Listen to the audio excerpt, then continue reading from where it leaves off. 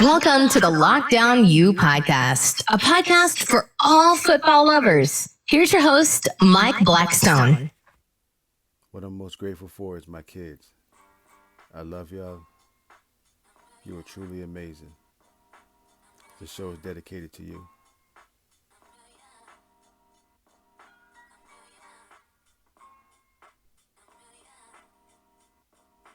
Welcome to the Lockdown U podcast.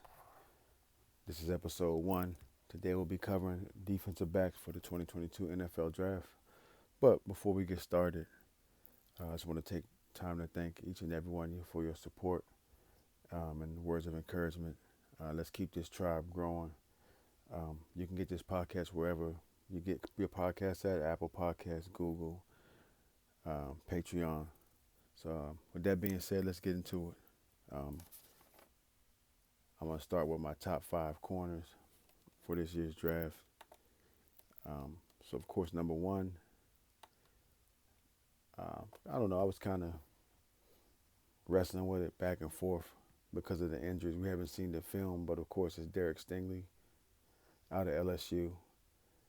I just think he has the traits to his game can ascend to a Pro Bowl level like early in his career if the injuries don't catch up to him, or the injury to the foot doesn't catch up to him or derail any kind of progress. I think he's a plug and play guy day one, off from both off man and impress. I think he can go in and play right away on most teams. Second, of course, Sauce Gardner from Cincinnati. Um, Talking about a guy who has 75% of his coverage snaps playing in press. So that kind of gives him the narrative that he's just a press guy. I don't love him in man. He's a bit tight hip, long legged and tight hip. But they do play some match 3, couple of quarters here and there you see on film. So he can play off, and he's not really bad at it. But his staple is press from both mirror man match and press man. He's just different. So he'll be number 2. The third corner that I have will be Trent McDuffie, who I think he's a lot better than what we're hearing about as far as playing in zones. They play a lot of zone. That's kind of become the DBU up there in the Pac-12, the Washington Huskies over the years. But Trent McDuffie makes a lot of plays in the run game. He's played 2 seasons without giving up a touchdown with 44 targets. So I think he'll be good in any kind of those Vic Fangio type of schemes, Gus Bradley, any of those schemes, even fire zones. He'll be excellent. He's an excellent pickup there. I think he should go early too, in my opinion. So the 4th corner on the list will be Andrew Booth. Played in that Brett Venables zone-based style of split coverage scheme in Clemson. I think he has the best ball skills out of the whole group. He's just excellent, good zone eyes, good spatial awareness in zones. Could become a better tackler, but I like Andrew Booth. Also coming off an injury as well, but I think he's going to catch on and have a really solid pro career as well. And my 5th corner will be Kaiir Elam from Florida, which I think, he doesn't, excellent man cover guy in the SEC, has the length that you desire out there, but I don't know. It seems like his play speed doesn't match his time speed, meaning what he ran 4.39, which is pretty impressive at the combine, 4.39, and he's 6'2". Kind of gives me that Xavier Rhodes kind of comparison there. But sometimes it doesn't always play up to that.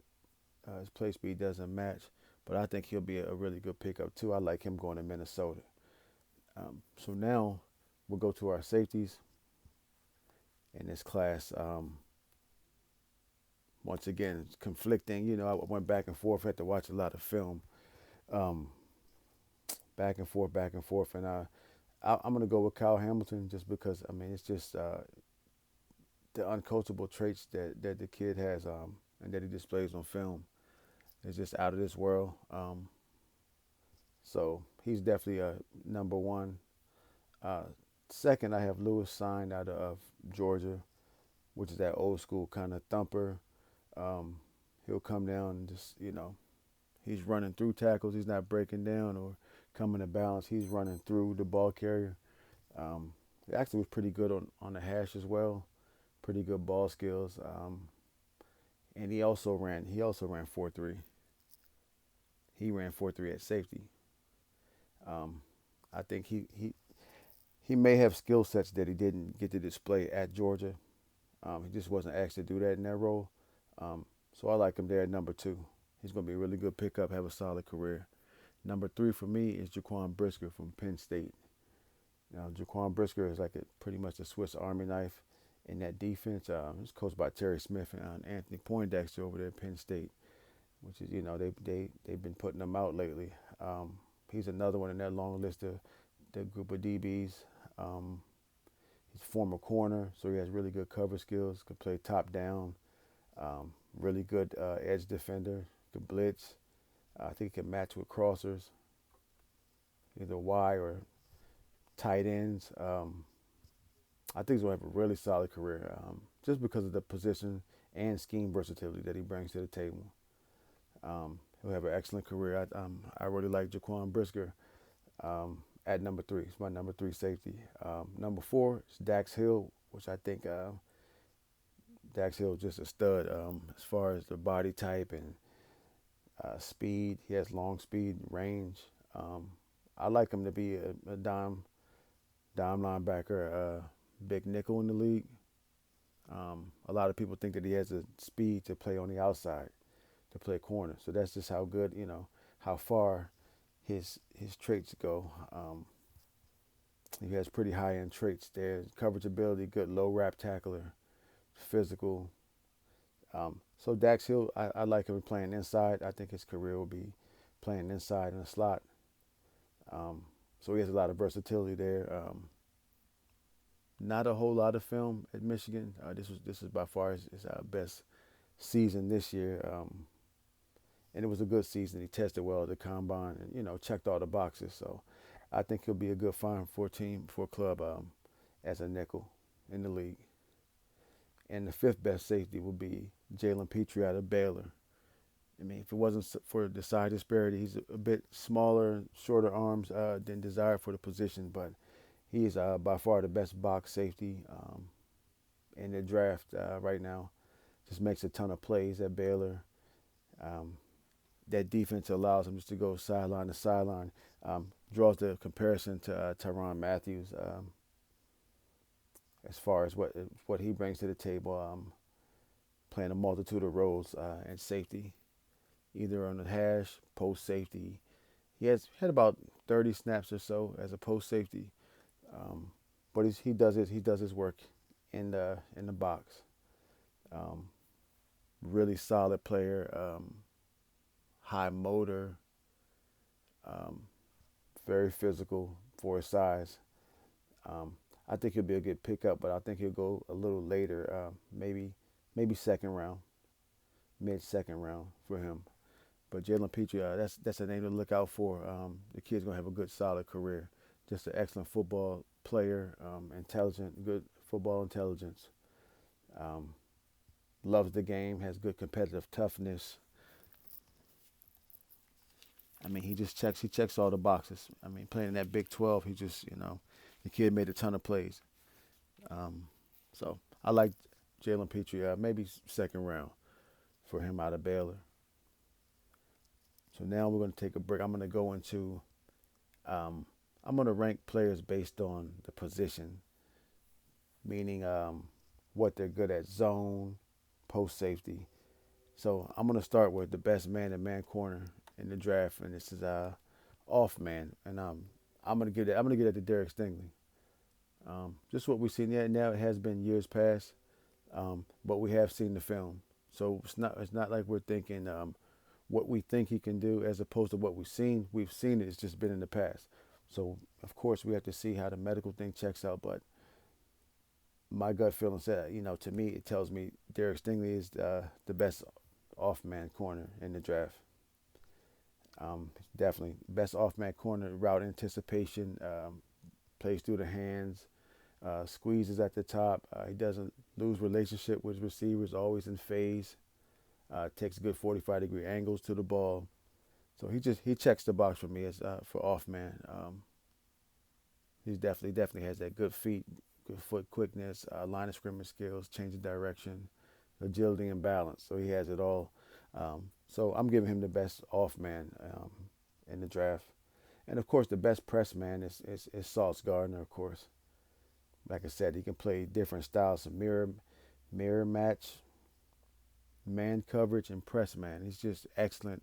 I mean, a guy that played his whole career in a predominantly single high safety scheme in Cincinnati, and they have pretty good safeties. Brian Cook, and they've had a long list of guys there that are fantastic players in their own right. But Sauce Gardner has played his whole career playing in that scheme, press man coverage, single high scheme, and hasn't given up a touchdown his whole career. So I like, of course, I mean that's a no-brainer. Sauce Gardner is definitely best press man corner in the draft. So now we'll go to the post. I'm going to go with post safeties. Who's the best post safety in the middle of the field? And it's going to be a bit of a surprise for some, but I'm going to go with J.T. Woods from Baylor. So J.T. Woods from Baylor is, to me, is kind of like the Jesse Bates from years past from Wake Forest. Kind of gives me that comparison. A bit taller, tested really well at the combine. A bit undersized, kind of on the lean, angular frame. Could use, he could be a bit more compact in that department, but he's a takeaway machine. Partnered with Petrie there. They probably was the best safety tandem in college football, hands down. So yeah, this kid, he's the best. He's the best post safety in the draft. I mean, the kid almost jumped 40 inch vertical. Ran a 4.36 at the combine, so he's really explosive at 6'2" and 195 pounds. 32 and 3/8. That's his arm span.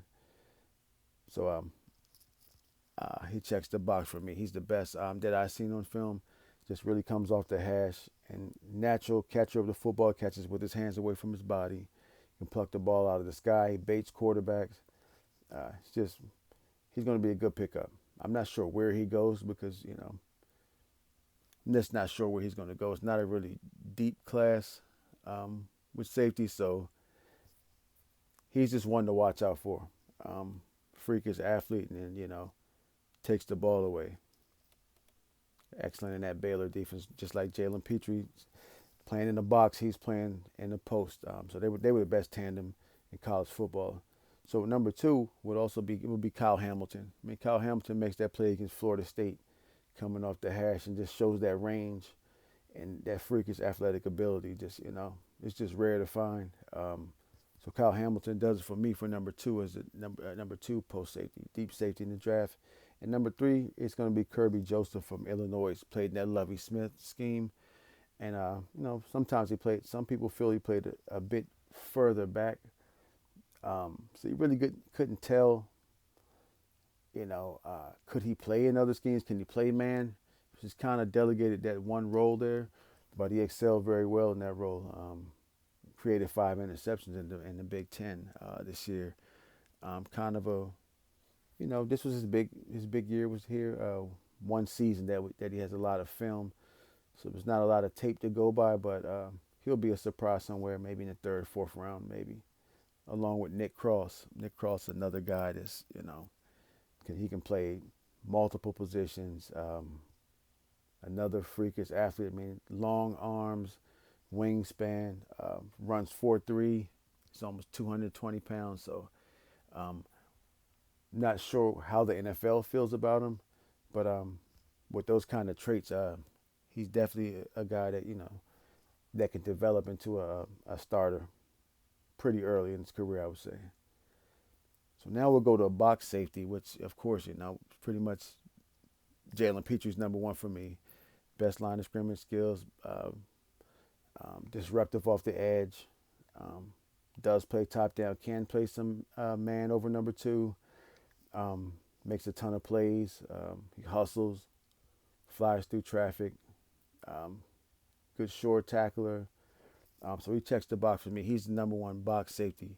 A bit undersized, of course, but he checks the box for me as a box safety. Number two will be Brisker. I mean, Brisker's just asked to do so many different things, and he excels at whatever his task is. He gets the job done. Really good hands, good play speed. So he's gonna have a really good career. And Dax Hill will be the other box safety, even though Dax is more of a, we're calling a big nickel, a wheel and a corner put together kind of. He pretty much played that kind of role in Michigan's defense. So Dax Hill is definitely it's number three for me in that department, and just because the other guys bring the more physical element to the game. They're a little more short tacklers. They can get off blocks. They have the play strength to defeat stock blocks. They can withstand, some of those guards. They know how to, just a little more savvy in the run game. It's the only difference. I think he's the better athlete out of those three, out of Petrie and Brisker. So next we'll go to the best zone corners in the draft, and that's going to go to Trent McDuffie from Washington. Like I said, 44 targets in the last 2 years and 0 touchdowns. Some people may feel he's a bit turnover adverse without recording the interceptions this year, but he's really solid in coverage, very smart, contested catch. He can tear the hands away at the catch point, the highest catch point. It's always in phase.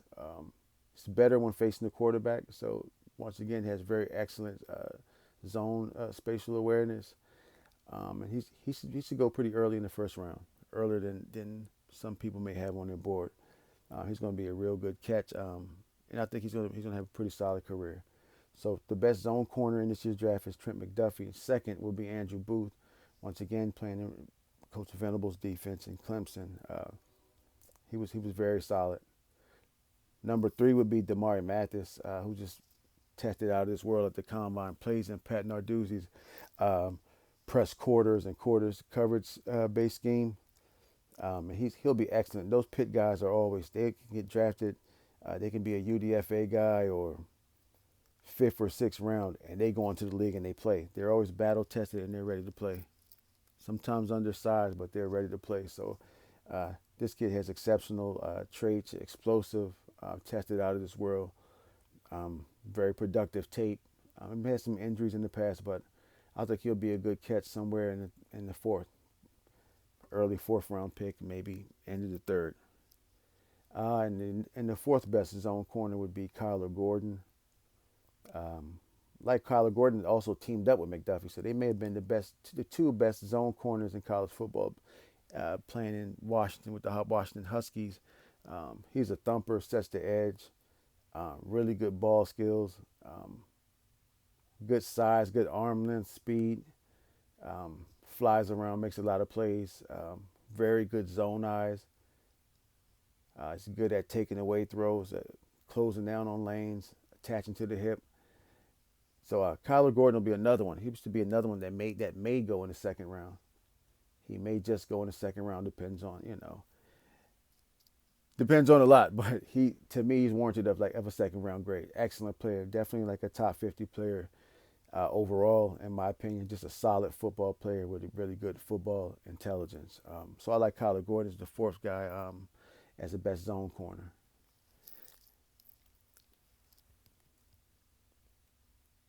So now we're going to get to, I have a list of HBCU. So this year is, the NFL did a really good job. I just want to touch on that with the HBCU Classic in New Orleans, and also the Combine as well. So we had a guy, Will Adams, out of Virginia State, where Will Adams ran 4.57.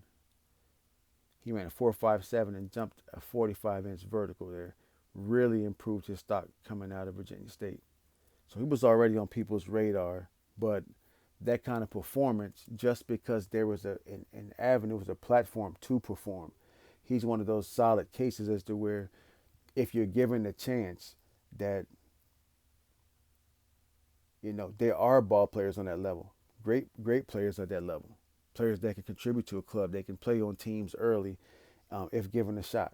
There's talent there. There's great coaching on that level, great development of men and character on that level in the HBCU. So um, the NFL got that right for sure.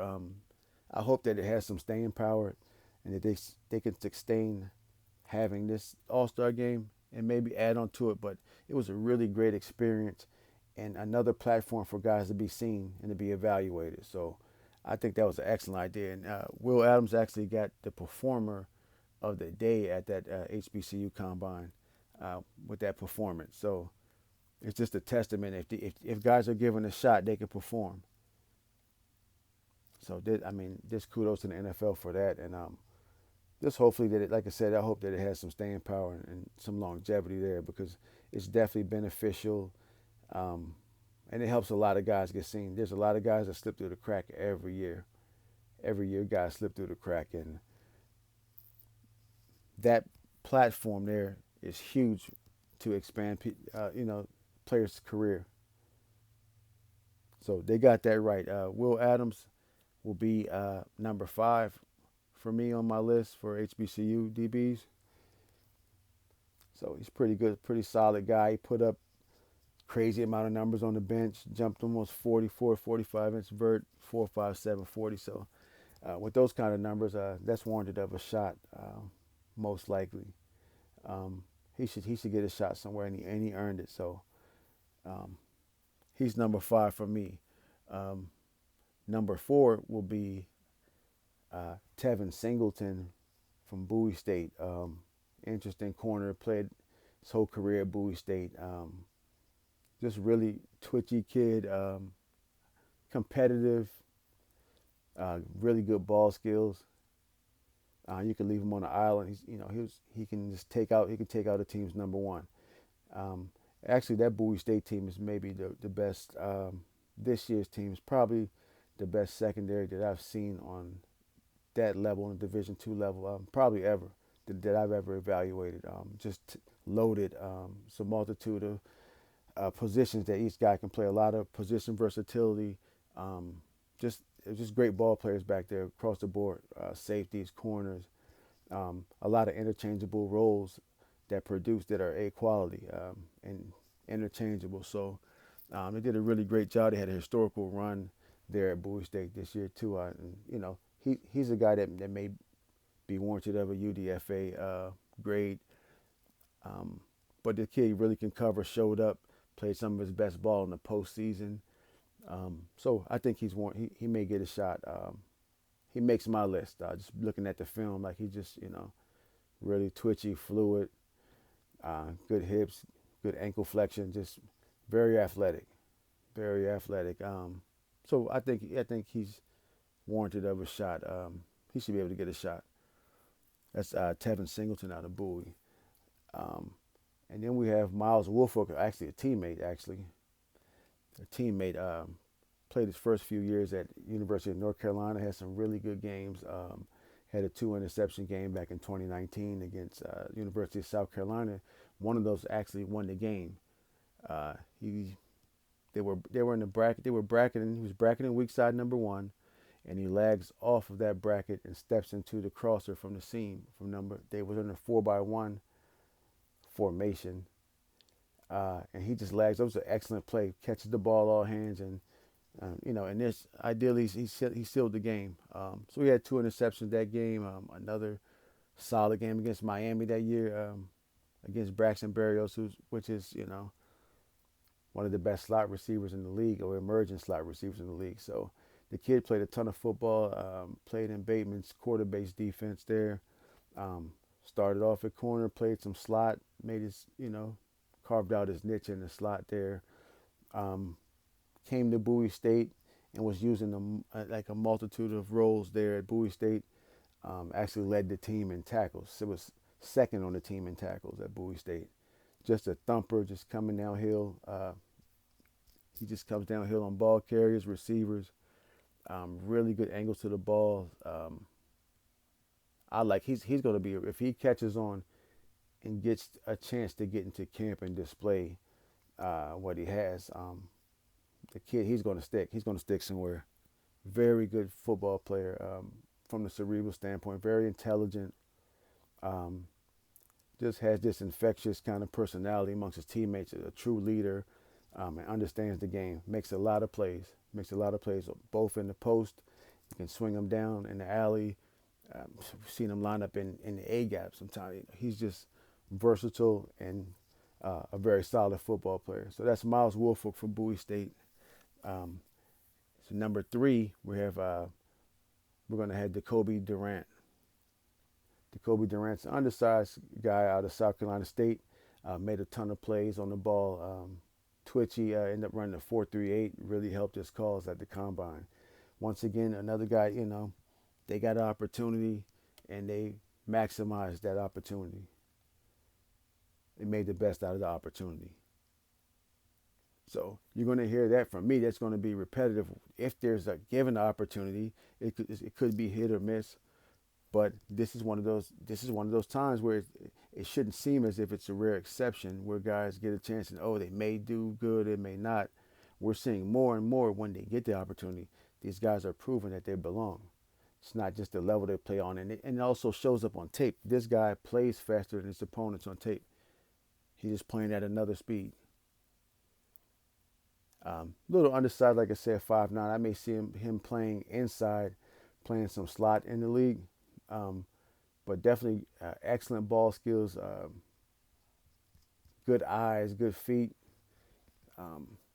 very explosive. I mean, for at 5'9", we've seen him take it off some guys' heads, make some interceptions above the head and shoulder area. So very explosive, feisty, a real good competitor, shows toughness, good play speed and strength as well for undersized corner. So Jacoby Durant, he should maybe get his name called maybe in the 7th round or so, maybe.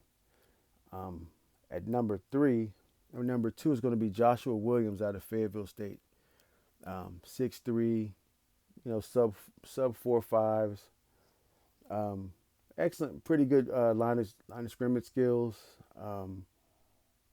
Good hand-eye coordination. Always in phase. Plays the ball well. Like to see him take some more chances. Watch film. There were a couple opportunities where there were plays for him to make that he didn't make. He went for the PBU instead of the interception. But those are things that we can clean up on the next level. But Joshua Williams is definitely a guy. He used to get his shot. He ran well and competed.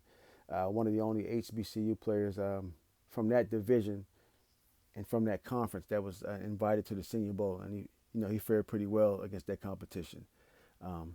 Other guys that will be his counterparts as far as NFL comparison, he did a pretty good job that week in Mobile.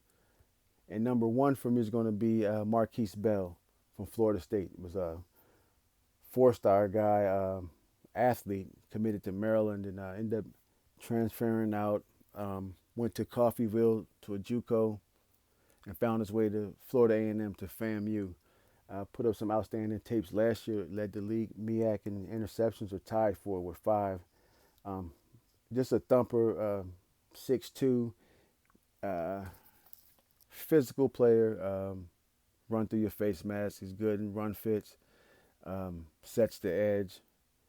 Good low wrap tackler that'll strike on impact.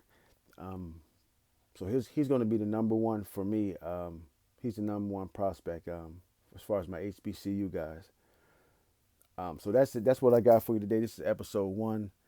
Thank you guys so much for tuning in. Like I said, you can get the podcast. You can get Locked On U podcast on your Apple Podcasts, Patreon, or wherever you get your podcasts.